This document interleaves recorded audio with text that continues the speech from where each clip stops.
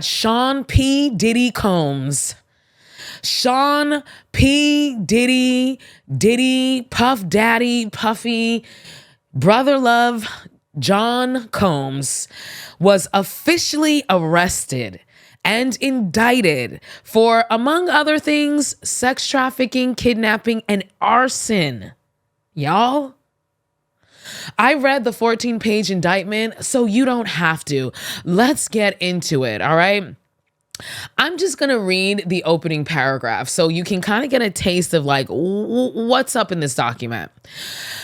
Quote, for decades, Sean Combs, aka Puff Daddy, aka P. Diddy, aka Diddy, aka PD, aka Love. Yes, that was all written in the indictment. The defendant abused, threatened, and coerced women and others around him to fulfill his sexual desires, protect his reputation, and conceal his conduct.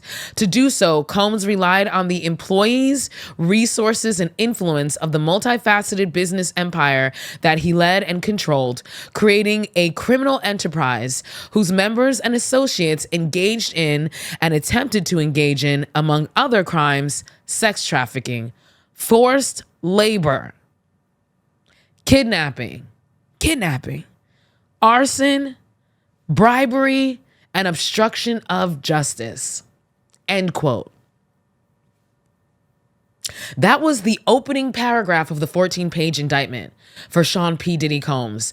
First and foremost, I mean, the way they're using all of his aliases, I'm sure that like that's just legally you need to do that. But also there just seems to be a bit of like, I don't know, like backhanded, it's like a little dig here. I feel like they're like just calling out all his names like this. I feel like they're just trying to just drag him in a subtle way, like it's a subtle drag. I would say the other aspect of this that really stood out to me was we already knew the sex trafficking was coming from the Cassie lawsuits. We already knew all that was going on, but forced labor? That's a euphemism for slavery. Forced labor, kidnapping. People were saying that the kidnapping charge stemmed from the incident that was caught on camera at the hotel with Cassie, where he would not let her leave. I don't know if that's the only kidnapping charge, but kidnapping, arson.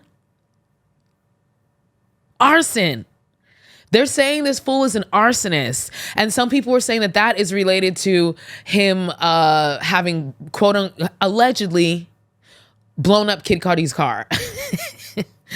Wow. Arson, y'all. It speaks to the depravity of what this man was doing. It wasn't just a matter of him, not to say that it's better that it's he was only sex trafficking. That's horrific. But then it's all this other stuff. It's you were just a straight up criminal, dog. You were doing crime. This wasn't just some, situations where you can parlay it into it was a quote unquote misunderstanding. You were doing crime. Arson, forced labor, kidnapping, and then obstruction of justice, of course. So that was a big, oh, okay, I see this is, okay, all right, I see this is what we're getting into here. Here's another quote from the 14-page indictment. Quote, Combs manipulated women to participate in highly orchestrated performances of sexual activity with male commercial workers. At times, Combs and others acting at his direction made arrangements for women and commercial sex workers to fly to Combs's location. Combs ensured participation from the women by, among other things, obtaining and distributing narcotics to them, controlling their careers, leveraging his financial support, and threatening to cut off the same, and using intimidation and violence, end quote. So right here, we see the trafficking that they're trying to get him for. He made arrangements for women and commercial sex workers to fly to Combs' location. Right there, they're starting the argument for the sex trafficking over state lines, right? They're transporting these sex workers and women over state lines. And then the other aspect of this, that he would be distributing narcotics, he would be drugging motherfuckers, controlling their careers, leveraging his financial support, threatening to cut them off, intimidation and violence.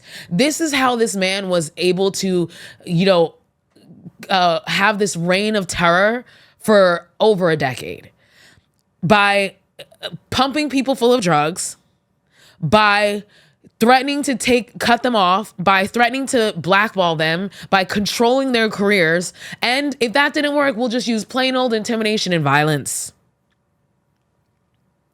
Who was it that, I forgot, there was somebody that he hung over the balcony. Who was that? It was a rapper. It was a rapper or an artist that like worked with Cassie, and P. Diddy didn't want him to. And then he ended up having his thugs, his associates, hang him over a balcony. I mean, real gangster shit. And I'm saying gangster, like the definition of the word gangster. It's not a coinky dink that Hollywood is so, at least historically, intertwined with the mafia. It's not an accident. These motherfuckers are all mafioso, and they all operate that way. They all operate that way. That's why there's so much of this fuck shit going on in Hollywood. And what's crazy is P. Diddy himself, legitimately, he is the son of a Harlem gangster. Like, this is his world. This is his people. He fits right in.